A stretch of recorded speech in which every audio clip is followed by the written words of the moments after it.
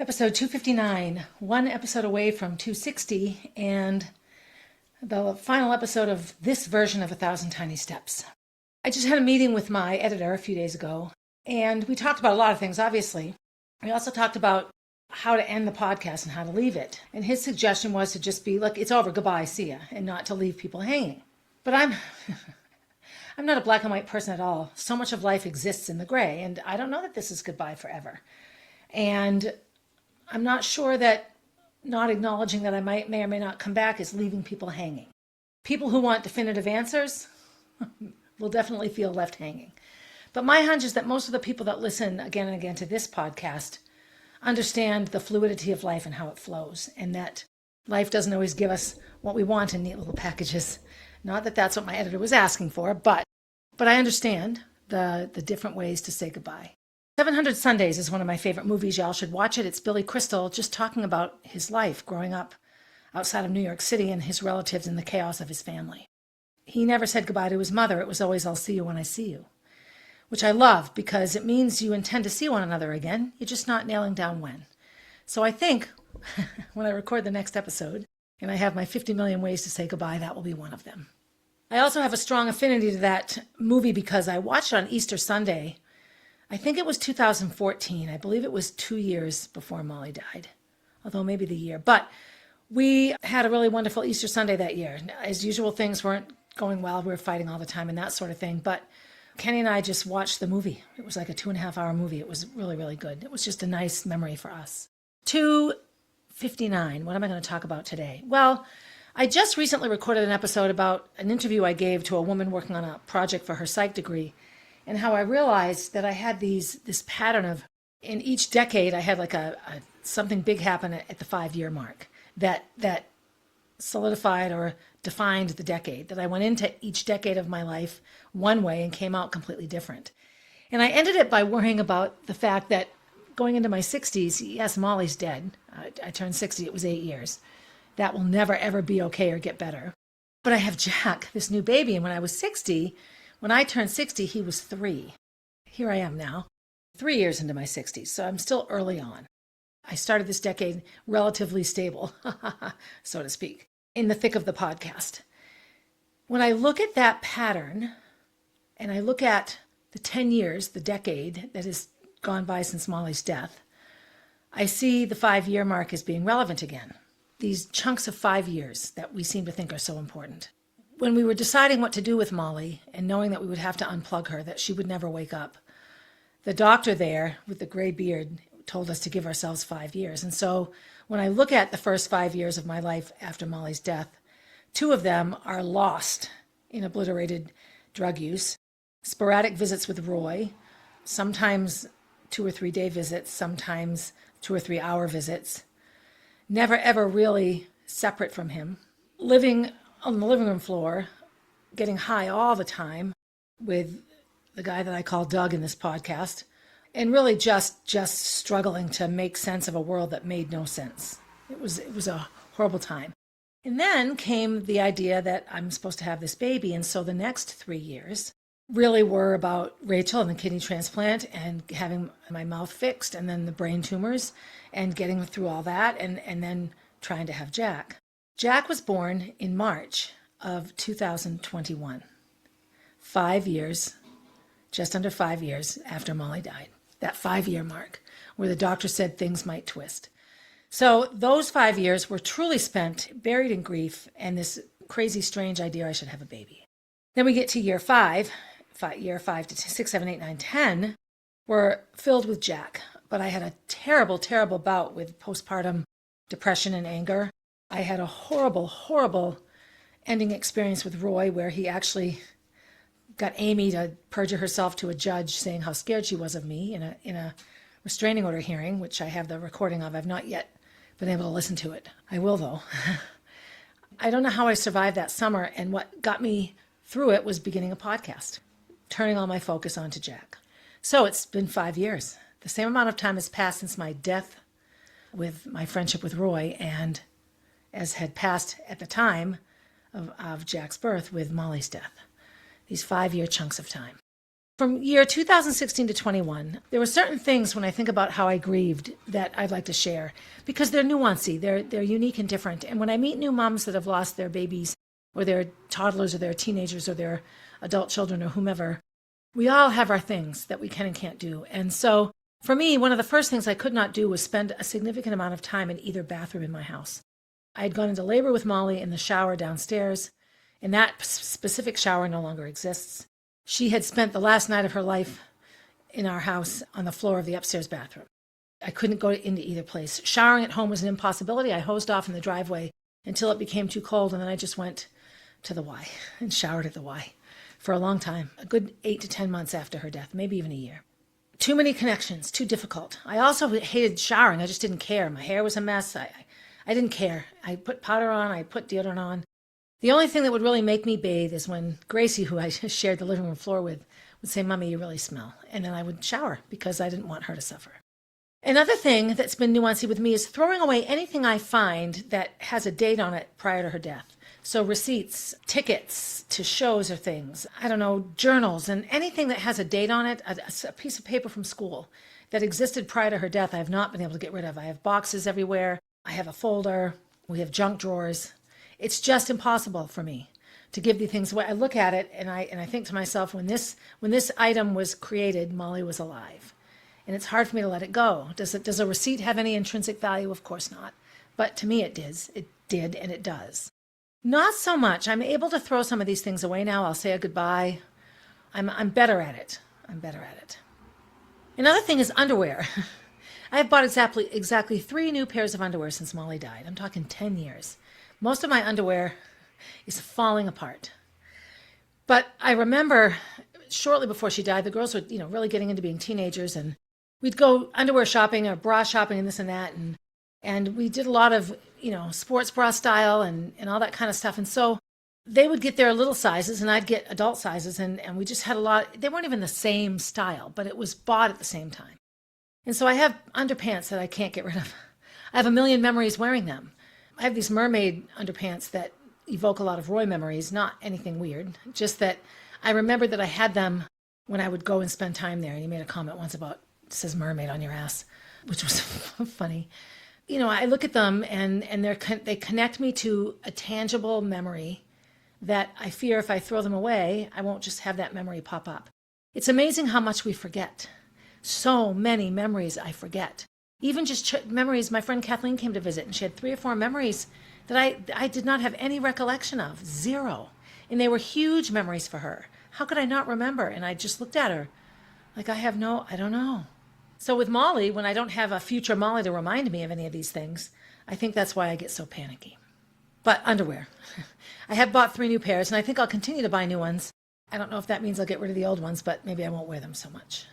Bathing suits. I haven't bought a new bathing suit except a couple that I can sort of walk around in since Molly died. I just wear sports bras and running shorts. I just don't care. There are so many aspects of my life that I've just stopped living since her death because I just don't care anymore. It's interesting. It's just interesting. This podcast represents the second 5 years of the 10 years since she's been gone. When I started it 5 years ago, I pictured in my head being very monetized and making money and having some product to sell. And I don't know what prevents me from doing that or what holds me back. Lately, I don't even market the podcast. I don't even remember I do it, which is why I need to stop and see what is it that is getting in the way, or am I really just ready not to do this anymore? I don't know. But years 5 to 10 really came about Jack. And so how does my grief come through in raising Jack? Well, I used to copy a lot of things. Gracie and Molly did all the things that I had done. They went to Kimball School and Molly spent some time at Walker and then, Runlet and all the things that were just like me, the buildings and some of the teachers and all that. With Jack, it will be different. He's not going to Krista McAuliffe School for kindergarten. I can't put him there. Were it still Kimball School, I think he'd be there, but it isn't. And all that went into that, it sits hard with me. I won't acknowledge any of those things with his presence. He's an amazing little human. He'll learn outside. His education will be different. Holidays are different. We were such a holiday family. Molly couldn't wait to get a new calendar because she filled the whole thing in with the holidays and started talking about the next holiday before the current one was even over. And we just built our life around holidays, and I don't do that with Jack. holidays that we acknowledge them, but there's no tradition. He has spent several Christmases at Disney in Orlando. He spent a couple at home. He spent one in Bali. This winter, he'll be in Paris or in France or in Europe somewhere on Christmas. That's what we'll be doing this year. He won't be here. Will we have a Christmas tree? I don't know. I don't even have any room in my house anymore for the Molly B tree. It's significant of where I'm at in my life. He does dance. He does dance, which is something that he did, that Gracie and Molly both did. He loves it, though. He has a blast. He's into it. He loves musical theater. He likes to sing. He likes to perform. And these are things he just does, and he just owns it up. He also loves t-ball and ninja classes. He likes to climb and run. He loves to get in the pool and swim. He likes to do a million things. Raising a boy is nothing like raising a girl. We are who we are long before we decide what we think we are. And Jack is just 2,000% Jack. So, has having Jack lessened my Molly sadness? No, not one bit. Sometimes it exemplifies it. But it certainly does keep me busy enough to not get swallowed up or sucked in the rabbit hole of how do I do this and why do I have to do this and do I really want to do this? Here I am at year 5 of the podcast, another, a significant year, ending it, and I think it's the right thing to do, though. I think it's time for me to take the bull by the horn, so to speak.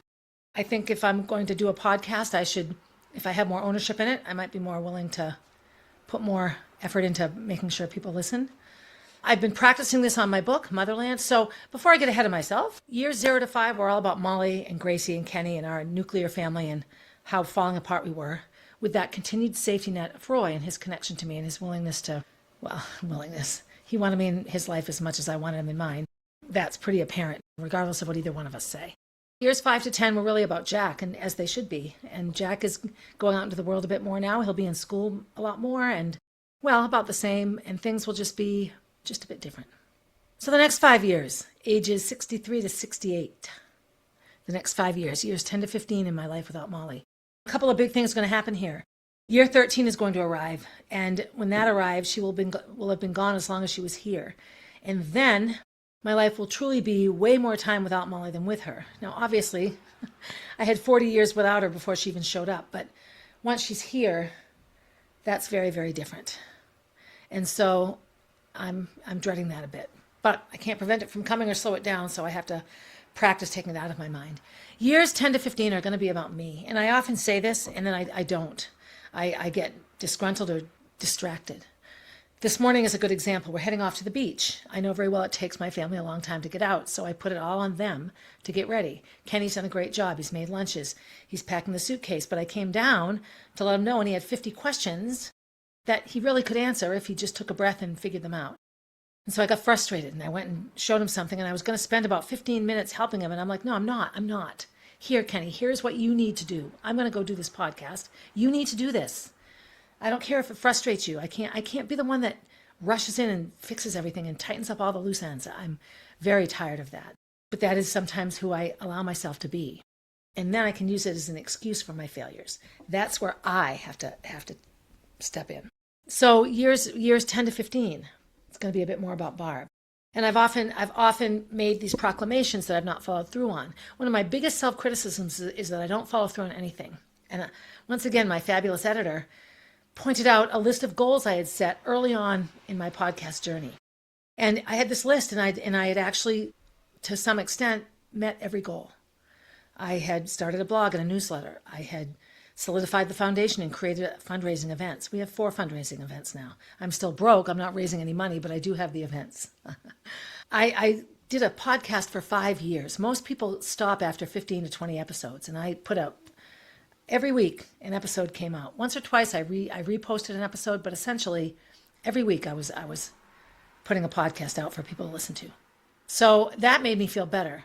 But I have a much bigger plan for myself now. And it really does involve telling other people to just fuck off and leave me alone. That I'll do the best I can, but on my terms. So what have I done so far to make that happen? Well, I keep saying I want to drink less, and I don't drink less. Maybe I do 5 or 6 days, and then I have 2 or 3 bad days, and then so I'm still doing the alcohol dance. However, I have taken a walk every morning since musical theater camp ended. Every morning. I have not missed a day. If I couldn't walk first thing, I walked a little bit later. I have not missed a day taking a walk since July 26th. And I love it. And my walks, first they were just like 10 or 15 minutes. Then when I was thinking of doing the 75 hard, I thought, okay, they should be 45 minutes. So that's kind of my minimum now. The last 2 days I've been almost an hour. And what I'm doing is my entrepreneurial coach and my therapist, Carolina, sent me this gratitude playlist. I'm like, oh, fucking gratitude. However, I just put it on my phone. I put my phone in my pocket so I can still hear the birds and the traffic. But I'm sort of subconsciously listening to music about being grateful. And it's beautiful, soothing music, beautiful singing and all this. So that's been super helpful. And I'm purposely going up and down little neighborhood streets. I'm not walking a specific route. I'm not comparing my distance. I'm just walking. And I'm learning so much about my little town. I've lived here most of my life, and there are backyards and walkways and little side streets that I didn't even know existed. And it's just fascinating and fun to sort of check it out. So that's what I've been doing. So that I've stuck to. I also have not missed a day working out to some extent since musical theater camp ended. Not one day. I'm committed to the High Rocks training plans that I'm doing. I've got a barbell in my hand 5 days a week, even if it's just a barbell, and I'm just working out with a 35-pound barbell. It's plenty. It's really fine. So these are things that are the starting points for my next 5 years. I am going to take a couple of weeks off from anything that makes me have to get in my car and leave my house. So I'm going to take a couple of weeks off from coaching. I'm going to take a couple of weeks off from anything that I have to go and do. Working out, I want to go do that. And if I'm going to coach, it's going to be around working out with me. I want to start some High Rocks classes. To me, that's a bit different than, oh, I have to go coach here at this time. I do not want to lose my connections to my CrossFit gyms in terms of being a coach, but I also know that I need to get a dumpster in my yard and purge the chaos. And so much of the chaos in my house is the stuff in my house. This won't happen unless I simply do it. And to do it, I can't be having to get up every 10 minutes and go take care of somebody else, right? So this is both a physical, actual purge and a metaphorical purge, because I do feel that things often hold negative energy. If we want to feel better about things, then we need to relinquish the negative energy. So I have plans. So that's part of it. And when I was talking to Carolina about this, she was smart. She said, which version of you is going to do this? Which version of Barb is going to do this? I didn't really understand what she meant in that conversation. Like, what do you mean, which version of Barb? And I got to thinking about when I broke 5 minutes in the mile and I had an abortion, tried to kill myself, finally gotten back to school. My life was in chaos and I wanted to break 5 minutes in the mile. And so I made myself a list of things I had to do every day for that to happen.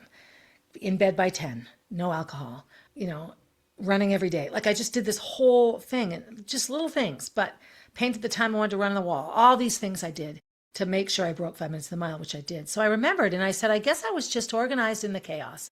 I was the focus in the chaos. Then I pictured myself when I went to school in Boston, running up Beacon Street once, and somebody was on a subway and they saw me. And they said, it was so chaotic. People were everywhere and you were just flying up the sidewalk and you didn't run into anybody and you didn't get hit by any cars. And I was watching you run and you just were so focused in all that chaos. So that's the version I am. When I start to get frustrated and upset here, I have to close my eyes and make believe I'm my roommate Karen, watching myself out a subway window, a trolley window above ground, obviously, as I'm running up Beacon Street at breakneck speed. What I wouldn't give to run up Beacon Street at breakneck speed. What are words I can put into my vernacular that will help me dissociate with chaos as a descriptor of me and my life and come to the order of it? So I did the opposite of chaotic, right? My life is so chaotic. So we came with orderly, arranged in a neat and clean way. So my house will be orderly. Organized, planned well with good structure. My day-to-day life will be organized. Systematic, done according to a clear plan or system. To me, that's my working out and my business building, whatever that may be. The Molly B Foundation, the podcast and the blog, all of that. Whatever I might do to earn money. Methodical, done with a careful and steady routine. I think this goes along with my day-to-day life, orderly and structured, clear plan and system. Calm, peaceful and free from loud noise or stress. That will be when I'm not in my house because I cannot control the chaos that may exist here. So I will have to find a place in my life to experience the calm. Structured, built with a clear and firm shape or plan. I think that will be my physical existence in this house. What rooms are mine? What rooms are off limits? Do I set up an office in the barn for myself? What do I do and how do I do that? So that's the next 5 years. I'm not doing any 75 hard. I'm not doing any 75 moderate. I'm choosing one habit at a time and stacking it onto other things so that I can, in 5 years from now, not be relying on dead Molly money, have a foundation that actually makes money and doesn't just take money that from my bank to pay for things I've said yes to that I don't have the money for, right? To stop doing that. I have to stop giving myself away. I need to focus on motherland. I am a mother. I have a 25-year-old daughter. I have a 5-year-old son. And I have a partner and a mother that both need incredible amounts of mothering. I can get very, very bitter about that and resentful, and I have to be careful about that. So Motherland, I have this beautiful book that tells a beautiful story. I need to start promoting the book. So the last couple of days, people on Facebook have said, hey, I need a book to read. I've suggested my book to both people and put the Amazon link, and they've both bought the book. Okay, duh. So little things like that. I need to start that process. I have 26 reviews on Amazon for my book. I should have 226. I know that at least that many people have read it, if not more. So there are things I can do in my organized pattern that get people to support me in ways that don't require money. And I can just be more focused on the events I have, because I could generate much more income than I do. And I could have more events. Podcast episode 259, one more time where I'm proclaiming I'm going to make all these changes in my life. But I am to a point. If you read my most recent blog, it's all about a turning point, the fork stuck in the road, and just being frustrated at my current situation. I haven't listened to the episode that's out today as I record this. As you hear this, it's last week's episode, but I was crabby when I recorded it.